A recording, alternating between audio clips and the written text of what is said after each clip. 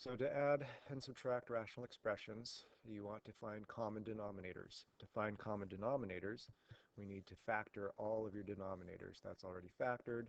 This one, if you use your regular diamond method, 1 times a negative 3 is a negative 3 on top, a positive 2 on the bottom.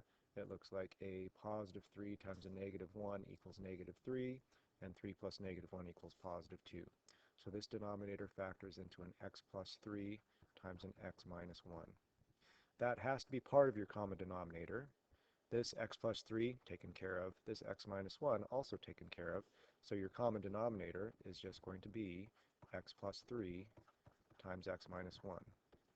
This is already over the common denominator, the x plus 3, x minus 1, so I don't need to change this middle fraction, and then this fraction needs a common denominator of x plus 3, x minus 1. This first fraction already has the x plus 3 on the bottom. It's missing the x minus 1. So if I want an x minus 1 down here on the bottom, I must multiply top and bottom by the same thing, the x minus 1. So that means I have x plus 1 times x minus 1 on the top here.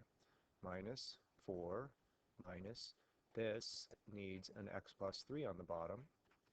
And if I multiply the bottom by x plus 3, I multiply the top by the same thing. So I'm really just multiplying by a big 1. And this is going to look like x minus 2 times x plus 3. Now to simplify, all of this is going to be over the common denominator of x plus 3 times x minus 1. Don't cancel here or here because we just got these so that we can combine them. So you multiply all that out, x times x, x to the second, x times a negative 1 is a negative 1x, and a positive 1x from the insides will disappear. They're positive 1x plus negative 1x is 0. 1 times negative 1 is minus 1, minus this 4. And then be careful here when you're subtracting this. You really need to put all of this stuff in parentheses because you're subtracting all of this here.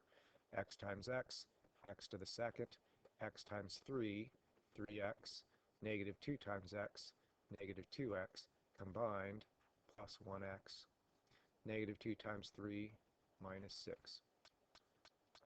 So on top I have x squared minus 1 minus 4, that's x squared minus 5. And then I distribute this negative 1 inside the parentheses. It'll be minus x squared minus 1x, and then minus a negative 6, which becomes plus 6 here.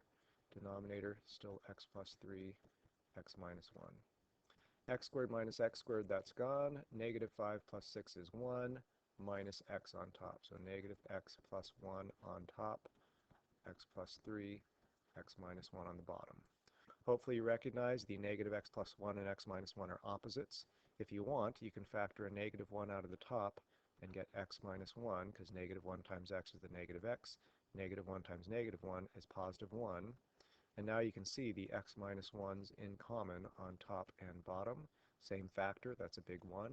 That means you have negative 1 over x plus 3, which is your final answer.